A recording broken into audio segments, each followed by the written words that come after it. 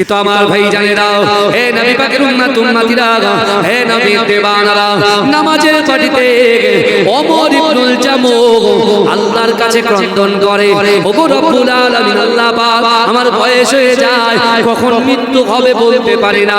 ওগো রব্বুল আলামিন আল্লাহ পাক, যতদিন পর্যন্ত মুহাম্মদ মুস্তাফা সাল্লাল্লাহু আলাইহি ওয়াসাল্লামকে চামড়া চোখে না দেখবো, ওগো রব্বুল আলামিন আপনি আমার মৃত্যু দেবেন না। ওগো রব্বুল আলামিন আল্লাহ পাক, আমার দয়ার নবী মুস্তাফা আমাকে সঙ্গে করে নিয়ে আমার রাসূল যেন যুদ্ধে যায়, আর ওখান থেকে আমার লাশটা যেন মদিনায় না আসে। ও যুবকেরা, আমার আল্লাহ পাক রব্বুল আলামিন জিবরাইলকে বললে, ও জিবরাইল চলে যাও, চলে যাও মক্কার জমিনে চলে যাও, আমার হাবিবুল্লাহকে মক্কার কাফেররা অত্যাচার করে, মক্কার কাফেররা আমার হাবিবুল্লাহকে লাঞ্ছিত করে। ও যুবকেরা, আল্লাহ রাসূলের মুহাব্বতে সাহাবা হযরত আবু বকর সিদ্দিক একদিন আবু বকর সিদ্দিক আবু জেহেলের কাছে গিয়ে বলছেন, ও আবু জেহেল, মক্কার চাবিটা মুহাম্মদ মুস্তাফার হাতে তুলে দাও। ও যুবকেরা, ও নবী পাকের উম্মত উম্মতিরা, আবু জেহেল বলছে, না না না, মুহাম্মদ তো গরীব, মুহাম্মদ তো অন্য ধর্ম পালন করে, না না না, গরীবদের জন্য আমি আবু জেহেল তার হাতে মক্কার চাবি তুলে দেব না। ও যুবকেরা, ও নবী পাকের উম্মত উম্মতিরা, আমার আল্লাহ পাক সহ্য করলেন না, আমার রাসূলুল্লাহকে মারার প্ল্যান যখন করা হলো, আল্লাহর রাসূল আল্লাহ পাক রব্বুল আলামিন জিবরাইলকে বলল, জিবরাইল যাও আমার হাবিবুল্লাহকে বলো, আমার হাবিবুল্লাহ যেন মক্কা ছেড়ে মদিনায় চলে যায়। ও যুবকেরা, জিবরাইল এসে আমার দয়ার নবীকে বলতে লাগলেন, আসসালামু আলাইকা ইয়া রাসূলুল্লাহ, আসসালামু আলাইকা ইয়া হাবিবাল্লাহ, না না না, আল্লাহ আপনাকে মক্কা ছেড়ে মদিনায় যেতে বলেছে। ও যুবকেরা, আমার দয়ার নবী রাসূলুল্লাহ ঝরঝর ঝরঝর করে কাঁদতে কাঁদতে এই সময় জিবরাইলকে বলেছিল, ও জিবরাইল, না না না, মক্কা হচ্ছে আমার জন্মভিটা, এই জন্মভিটা ছেড়ে আমি যেতে পারবো না, না না না, আমি এখান থেকে যাব না। আল্লাহর কাবা বাইতুল্লাহ শরীফ যদি তওয়াফ করার ইচ্ছা হয়, আমি কেমন করে তওয়াফ করব? মাকামে ইব্রাহিমের পিছনে 2 রাকাত নামাজ আদায় করার জন্য যদি ইচ্ছা হয়, আমি কেমন করে নামাজ আদায় করব? চমচম কূপের পানি যদি পান করার ইচ্ছা হয়, কেমন করে জমজম কূপের পানি পান করব? না না না, সাফা মারওয়া সাই করার যদি ইচ্ছা হয়, কেমন করে সাফা মারওয়া সাই করব? না না না, আল্লাহকে গিয়ে বলে দাও আমি মক্কা ছেড়ে মদিনায় যাব না। ও যুবকেরা, ও আমার আম্মা জানো বোনেরা, একটু ভালো করে বোঝার চেষ্টা করে, আমার আল্লাহ পাক জিবরাইলকে বলছে, জিবরাইল যাও যাও আমার হাবিবুল্লাহকে গিয়ে বলো, মক্কার কাফেরেরা আমার রাসূলুল্লাহকে 13টা বছর একটা রাতের জন্য শান্তিতে ঘুমাতে দেয় না, শান্তিতে বসবাস করতে দেয় না, না না না, আমার হাবিবুল্লাহকে গিয়ে বলো, আমার হাবিবুল্লাহ যেন মদিনায় চলে যায়। আমি আল্লাহ পাক আমার হাবিবুল্লাহকে ওয়াদা দিলাম, আমি আমার হাবিবুল্লাহকে আমি আল্লাহ পাক কথা দিলাম, না না না, আমি মক্কা থেকে মদিনায় আসবে কিছুদিনের মধ্যে, আমি আল্লাহ পাক 10,000 সাহাবাদেরকে দিয়ে ওই মক্কাটাকে আমার রাসূলুল্লাহর হাতে তুলে দেব, ওই মক্কাটাকে আমি রাসূলুল্লাহর হাতে আমার দয়ার নবীর হাতে তুলে দেব, মক্কাটাকে জয় করে দেব। ও যুবকেরা, ও নবী পাকের উম্মত উম্মতিরা, আল্লাহর রাসূলের আশিক, আল্লাহর রাসূলের মুহাব্বতের পাগল হযরত ওমর ইবনুল জামুহ আইয়ুব আলী আনসারীর বাড়ির পাশে বসে বসে ক্রন্দন করে। ও যুবকেরা, আমার আল্লাহর নবী যখন মক্কা থেকে মদিনায় প্রবেশ করেছে, ওই ওমর ইবনুল জামুহ যার ভিতরে আল্লাহর ভয় ছিল, যার ভিতরে রাসূলুল্লাহর মুহাব্বত ছিল, যার ভিতরে নামাজ ছিল, আমার আল্লাহ পাক ওই বিশ্ব নবী রাসূলুল্লাহর সঙ্গে তার সাক্ষাৎ করে দিল। জোরে বলবেন, জোরে হবে না? ব্যবসায় বরকত চাই, আপনার পাশে যে জমিগুলো আছে ফসলে ফসলে ভরাতে চাই, রাসূলুল্লাহর গোলাম হয়ে আল্লাহর গোলাম হয়ে যা। আমরা তো ভাই নরেন্দ্র দামোদর দাস মোদি, ওকে ভয় পাচ্ছে, কি করবে? তাড়িয়ে দেবে অত সহজ? মোয়ার পেয়েছেন আছে নাকি? এ যুবকেরা, দেশকে ভালোবাসা ইমানের অঙ্গ। রাসূল বলেছে এই ভারতবর্ষের জন্য আমরা জান দিতে পারি। কথা ঠিক না ভুল? কথা বলেন। হ্যাঁ, আমাদের পূর্বপুরুষ এখানকার বাসিন্দা। কি কথা ঠিক না ভুল? আর আমাদেরকে পেপার বা কাগজ চেক করতে হচ্ছে, বুঝতে পারছেন? হ্যাঁ, তার মানে মুসলমান হটাও, পরিষ্কার করো, জিন্দিগিতে পারেনি, আগামীতেও পারবে। আর আমরা তো ভাই বিচ্ছিন্ন হয়ে যাচ্ছি, আমরা একে অপরের থেকে ডিভাইড হয়ে যাচ্ছি, আলাদা পৃথক হয়ে যাচ্ছি। ওলা তানাযাউ ফাতাফসালু ওয়া তাযাবা রিহুকুম আজমাজ। আল্লাহ বলছেন যে বান্দা তোমরা একে অপরে পৃথক হও না, একে অপরে পৃথক হও। তোমরা হাতটাকে কি শক্ত করে ধরো। এই শুনছেন, শক্ত করে আমরা শক্ত করে ধরছি। আল্লাহ কুরআন বলছে তোমরা একে অপরে শক্ত করে ধরো। তোমরা তো ভাই ভাই, আমরা নিজেদের ভিতরে দ্বন্দ্ব, সমস্যা। কত সুন্দর হচ্ছে দুনিয়াটা, কি সব না আসল।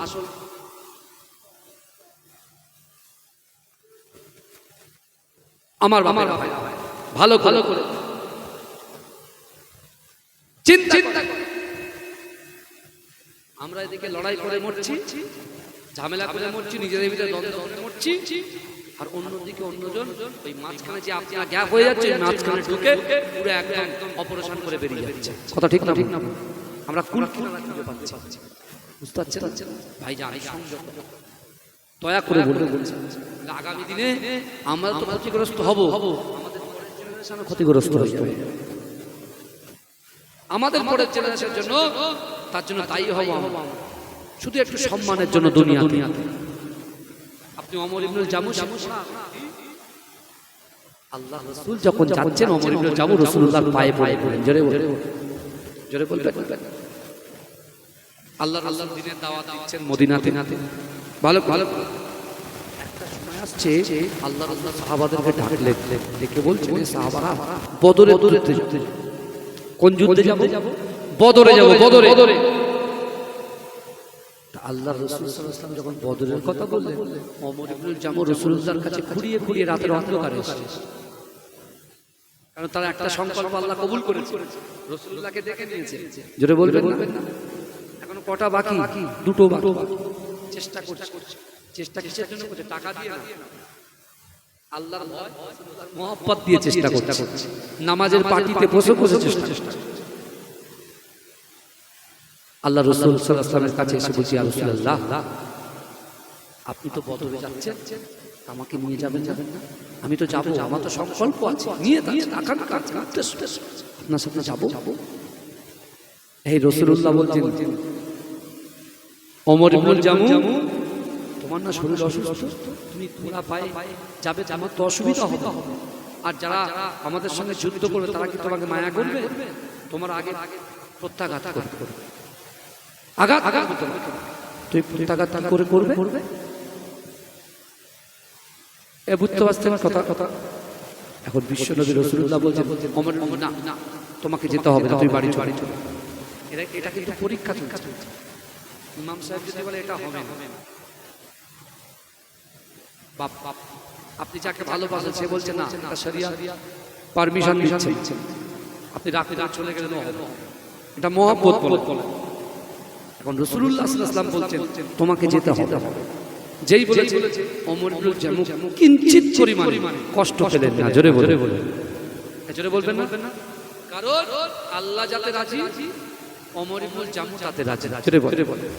তা আল্লাহ আমাদের পক্ষে, আমাদের পয়সা নাই, অর্থ নাই, সম্পদ নাই, ইজ্জত নাই, যৌবন শক্তি নাই, আল্লাহ এটাতেই আমার জন্য খুশি। তা আমি সেখানে খুশি নয়। বোঝেন ভালো করে। ওমর ইবনুল জামুশ নিয়ে আল্লাহ যাতে খুশি, আমি ওমর ইবনুল জামুশ যাতে খুশি, রাসূলুল্লাহ যাতে খুশি, আমি ওমর ইবনুল জামুশ যাতে খুশি। চলে গেল তো হাল ছাড়লেন। কারণ আপনার মনের আশা আকাঙ্ক্ষা উদ্দেশ্য পূরণ করার ক্ষমতা কার? পূরণ করবে কে? আল্লাহ। তাহলে আনতে হবে কার কাছে? বলেন কার কাছে? আল্লাহ যদি আমার মনটা নরম করে দেয় তাহলে আমি এখানে আসবো, আর আল্লাহ যদি আমার মনটা কড়া করে রাখে আমি আসবোই না, যতই আপনি চাই করেন, ডাকেন। আমার এলাকায় আমার অনেক ভাইরা অনেকে বলে যে ভাই আপনি তো বাইরে বাইরে যান এলাকা থেকে একটু করেন আসেন তো আসে জলসা আসে বুঝতে পারছেন কি করে করবো শিডিউল যদি সব বুক থাকে করে কথা হবে না কিন্তু মহব্বত ভালোবাসা একটা জিনিস এই ভাইয়ের সঙ্গে আমার ভাইয়ের মহব্বত খুব ভালো আমার মঞ্জুরুল ভাই খুব মহব্বত ভাইয়ের সাথে ওরা সব ম্যারেজ কাজী সাহেব তো খুব ভালো সম্পর্ক হয়েছে বুঝতে পেরেছি আমার ভালো যেমন রাসূলুল্লাহ বলছেন যাওয়া হবে না কিঞ্চিত পরিমাণে কষ্ট না পেয়ে উনি কি করলেন জানেন রাসূলুল্লাহর কাছে দাঁড়ালেন না উনি ডাইরেক্ট চলে গেলেন মদিনাতুল মুনাওয়ারা মসজিদে নববী জোরে আমার ভাই জানেরা হে নবী পাকের উম্মতিরা হে নবী দেওয়ানা মসজিদে নববীতে গিয়ে ওমর ইবনুল জামু নামাজ আদায় করলেন ও যুবকেরা নামাজ আদায় করার পরে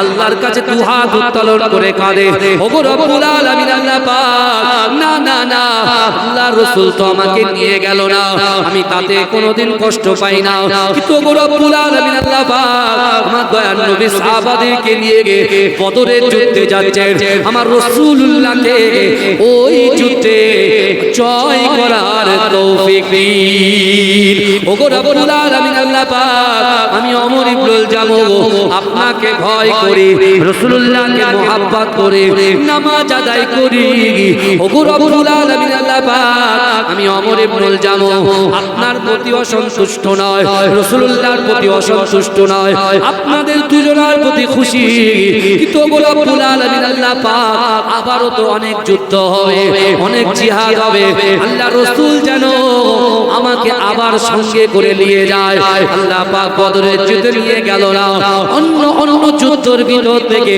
যেটা আপনি চাইবেন আপনার হাবিবুল্লাহ চাইবেন আমি ওমর ইবনুল জামুর যাওয়ার ব্যবস্থা করে দেবে বলুন না সুবহানাল্লাহ মহব্বতে বলুন না সুবহানাল্লাহ আল্লাহ রাসূলের জন্য বদরের যুদ্ধে যখন রাসূলুল্লাহর বিজয় হয়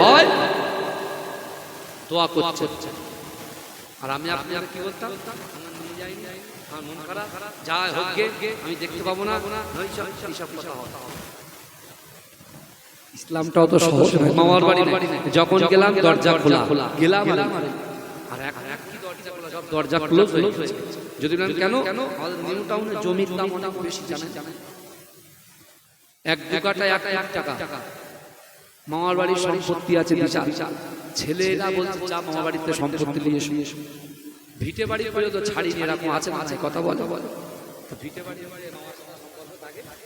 মামার বাড়ির আপনাকে কথা বলে না দরজা বন্ধ অনেক দরজা বন্ধ হয়ে গেছে বুঝতে পেরেছেন খুব সব পরিবর্তন হন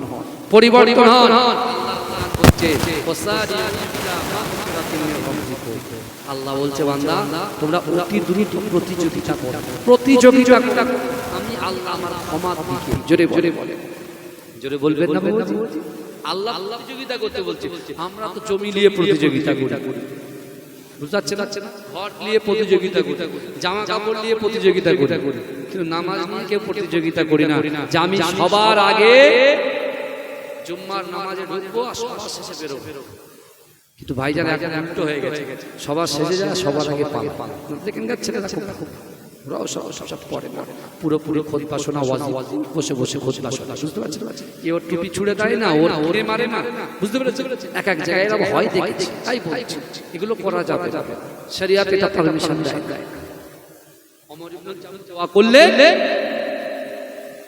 আল্লাহ রাসূল বদরের যুদ্ধে জয় করে রাসূলুল্লাহ মদিনায় ঢুকছেন জোরে বলে আর সবাই তাকবীরের ধ্বনি দিচ্ছে ওমর ইবনুল জামু কিন্তু তার টার্গেটে রয়েছে যে কোনো প্রকারে দুটো সংকল্প এখনো বাকি মেটাতেই সাকসেস আমার করতেই তিনি চিন্তা করছেন কি করা তা আল্লাহ রাসূল এসে মসজিদে নববীতে ঢুকেছেন শুকরিয়ার নামাজ পড়েছেন যদি বলে ওমর ইবনুল জামু রাসূলুল্লাহ যে জায়গায় নামাজ পড়ে তার পিছনটায় বসে গিয়ে আল্লাহর কাছে বলছেন ওগো রব্বুল আলামিন আল্লাহ পাক না আমি তো আপনার বান্দা ওগো রব্বুল আলামিন আল্লাহ আমি ওমর ইবনুল জামু আপনাকে ভয় করি আল্লাহর রাসূলকে মহব্বত করি শুনিয়ে বলছে আল্লাহর রাসূলকে মুহাব্বত করি, নামাজ আদায় করি, ওগো রব্বুল আলামিন আল্লাহ পাক আমি কি কোনো যুদ্ধেই যেতে পারবো না? আমার মনে আশা ছিল রাসূলুল্লাহর সঙ্গে যুদ্ধে যাব। ওগো রব্বুল আলামিন আল্লাহ না না না, আপনি আমাকে যুদ্ধেই যাবার জন্য আপনি কবুল করে নিন। রাসূলুল্লাহকে শুনিয়ে শুনে বলছে, এই দেখবেন ঘরের ভিতরে যখন কোনো কিছু আপনি দিতে পারছেন না আপনার গিন্নিকে, ঠিক রাত্রেবেলা অ্যাকশন শুরু হবে, গুন গুন গুন গুন করবে, তার মানে তাও আবদার কার কাছে করবে? স্বামীর কাছেই করবে। স্ত্রী আবদার কার কাছে করবে? স্বামীর কাছে করবে। স্বামীর সাথে কি আছে? এই কথা বলে তার তো একটা হক আছে। স্ত্রীর যেমন স্বামীর উপরে হক আছে, আর স্বামীর তেমন স্ত্রীর উপরে হক আছে না? কথা বলে আল্লাহ রাসূল ওমর ইবনে জাবর রাসূলুল্লাহকে শুনিয়ে শুনিয়ে বলছে, রাসূল ওটা শুনছেন কিন্তু রাসূল একটা বাক্যলাপ করছে।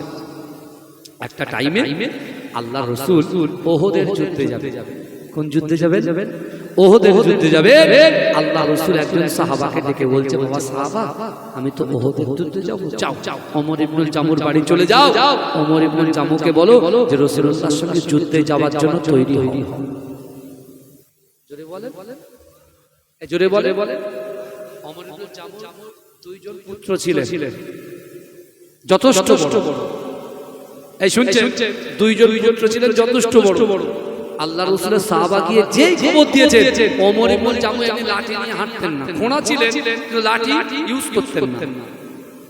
যেই শুনেছে স্ত্রী পুত্র ব্যবসা বাণিজ্য সব বন্ধ করে দিয়ে, সব ভুলে গিয়ে একসাথে মদিনার মসজিদে নববী শরীফে চলে এসেছে। জোরে বলুন, বাপ ছুটছে বলে পিছন থেকে ছেলে ছুটছে।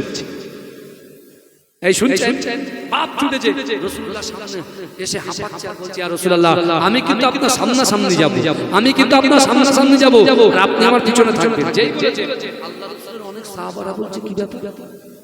এটা তো বুঝতে পারলাম না, সামনাসামনি যাবে মানে রাসূলুল্লাহ পিছনে থাকবে আর ওমর ইবনে জামু সামনে থাকবে, এটা বিয়াদবি হবে। এই কথা বলে আমার ভাই জানেরা, হে নবী পাকের উম্মতিরা, হে নবী দেবানা, বিশ্ব নবী রাসূলুল্লাহ সাল্লাল্লাহু আলাইহি ওয়াসাল্লামের সামনে ওমর ইবনুল জামু কাঁদতে কাঁদতে আল্লাহ রাসূলকে বলেছিলেন, ইয়া রাসূলুল্লাহ, ইয়া হাবিবাল্লাহ, বলো আমি ওমর ইবনুল জামু আপনার সামনাসামনি যাব, আপনি আমার পিছনে থাকবেন। আল্লাহ রাসূল সাল্লাল্লাহু আলাইহি ওয়াসাল্লামের সাহাবারা হঠাৎ করে একজন জিজ্ঞাসা করলেন, কি ব্যাপার? ওমর ইবনুল জামু বলে, না না না, আল্লাহ রাসূল যখন যুদ্ধে যাবে আমিও রাসূলুল্লাহর সঙ্গী হব, কিন্তু না না না, রাসূল যদি সামনে থাকে, কাফেররা যদি সামনে থেকে তীর ছুড়ে আল্লাহ রাসূলের গায়ে আগে লেগে যাবে, আমি ওমর ইবনুল জামু যদি সামনে থাকে আগে আমার গায়ে লাগবে, কাফেররা যদি ডান দিক থেকে তীর ছুড়ে আমি ওমর ইবনুল জামু আগে আমার বুকটা পেতে দেব, বাম দিক থেকে যদি তীর ছুড়ে বাম দিকে আমার বুকটা পেতে দেব, আমার রাসূলুল্লাহর আগে আমি শহীদ হয়ে যাব। আমি মরতে রাজি আছি, কিন্তু আমার রাসূলুল্লাহর গায়ে আঘাত লাগবে, এটা আমি সহ্য করব না, তাই আমি আগে যাব। আল্লাহ রাসূল বলছে, বাচ্চাগুলো বলছে, ইয়া রাসূলুল্লাহ, এই বাচ্চাগুলো কি বিষয় আমি বলতে পারবো না, নিজের ছেলে কিন্তু বলছে আমি বলতে পারবো না, কারণ বাচ্চারা বলছে, রাসূলুল্লাহ আমরা এসেছি আমার আব্বাকে যেমন আপনি বলছেন পারমিশন যুদ্ধে যাওয়ার, আমাদেরও পারমিশন দিতে হবে। জোরে বলে আমরাও যাব। বাচ্চাগুলো বলছে, ইয়া রাসূলুল্লাহ আমার বাপ ঘোড়া, কিন্তু বাপ ঘোড়া বলে তাকে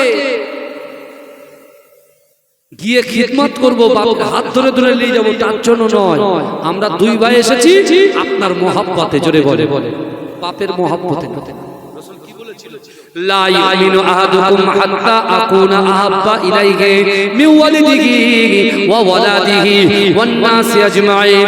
হে যুবকেরা, আল্লাহ রাসূল বলছে, আমার সাহাবারা, তোমরা ততক্ষণ পর্যন্ত পূর্ণ ঈমানদার হতে পারবে না যতক্ষণ তোমাদের পিতা মাতা, তোমাদের সন্তান সন্ততি, তোমাদের আত্মীয় পরিজন, তোমাদের ব্যবসা বাণিজ্য, এমনকি তোমাদের জীবনের থেকে রাসূলুল্লাহকে মুহাব্বত করতে হবে, তাহলে তোমরা হবে ঈমানদার।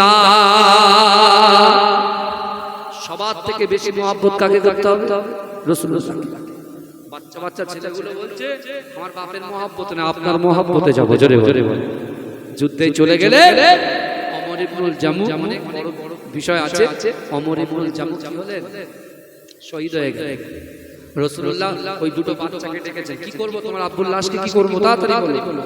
বলে ইয়া রাসূলুল্লাহ আপনি একটা উটের পিঠে দিন, আমার মাথা তো হায়াতে আছে, শেষ পর্যন্ত বাপের মুখটা দেখে তারপরে দাফন করব। আল্লাহ রাসূল কি করলেন? দুইজন সাহাবাদেরকে দিয়ে লাশটা উটের পিঠে তুলে দিলেন। ভাইজান মদিনা হচ্ছে সামনে, কথার কথা বোঝানোর জন্য বলছি, মদিনা সামনে, কে ধাক্কা দিচ্ছে এক কদম সামনে যায় না, জোরে বলে। রাসূল কিন্তু বুঝে গেছেন কেন যায় না, জোরে বলে, জোরে বলে। রাসূল বুঝে গেছে কেন যায় না, উটকে ধাক্কা দিচ্ছে উঠ যায়, উটকে ধাক্কা দিচ্ছে উঠ যায়, রাসূল বুঝে গেছে। রাসূল বলছে বাবা যুবক কি করব? বলে উটটাকে পিছনে ঘোরাও, মদিনার পিছনে যেতে উট ওই দিকে যাচ্ছে, উট কোনো জায়গায় যায় না, এক জায়গায় দাঁড়িয়ে আছে। আমার আল্লাহর নবী দয়ার নবী জনাবে মুহাম্মদুর রাসূলুল্লাহ দুইজন বাচ্চার সামনে আমার দয়ার নবী ওয়াজা নয়নে কাঁদতে কাঁদতে বললেন, ও বাবা ওমর ইবনুল জামু, দুইজন বেটা তোমরা শুনে রাখো, আমি রাসূলুল্লাহ যখন মক্কায় ছিলাম তোমার আব্বা জান আল্লাহর কাছে দোয়া করত, ওগো রব্বুল আলামিন আল্লাহ আমি আপনাকে ভয় করি, রাসূলুল্লাহকে মহব্বত করি, নামাজের পাটিতে নামাজ আদায় করি, আমার তিনটে সংকল্প আল্লাহর রাসূলের সাথে সাক্ষাৎ হয়ে যায়। আর এক নম্বর রাসূলুল্লাহ যেন আমাকে যুদ্ধের ময়দানে নিয়ে যায়, আর যুদ্ধের ময়দানে গিয়ে আমি শহীদ হয়ে যাব, আমার লাশটা যেন ওখানেই দাফন করা হয়। আল্লাহ রাসূল বলছে, ও বাবা যুবক, না না না, ওহদ প্রান্তরে যত সাহাবারা আছে তোমার বাপের লাশটাকে নিয়ে মদিনায় যতই চেষ্টা করুক নিয়ে যাবার, তোমার আব্বা জানের লাশটা এখান থেকে মদিনায় যেতে পারে না। আল্লাহ পাক কবুল করে নিয়ে থেকে আল্লাহ তোমার আব্বা জানের মনের আশা আকাঙ্ক্ষাকে আল্লাহ দরবারে কবুল করে নিয়েছে, যদি বলে সেগুলো বললে আলহামদুলিল্লাহ আমার আব্বাকে এখানে দাফন করে দাফন করে তো হলো। রাসূলুল্লাহ মদিনায় চলে গেলেন, যদি বলে আমার চিন্তা ভাবনা চিন্তা করে, তাহলে আমাদের জিন্দেগিতে সফলতা আসা সম্ভব। কি করতে হবে? আল্লাহকে ভয় করতে হবে, রাসূলকে মহব্বত করতে হবে, নামাজের পাটিতে নামাজ আদায় করতে হবে। যাই হোক এই পর্যন্ত আমি কথা বললাম, 20 হয়ে গেছে, আস্তে আস্তে উঠে ওযু বানান, সুন্নত নামাজ পড়েন, তারপরে 1:30টার সময় আলহামদুলিল্লাহ নামাজ হয়ে যাবে। ওমা তৌফিক ইল্লা বিল্লাহ। আসসালামু আলাইকুম সকলে।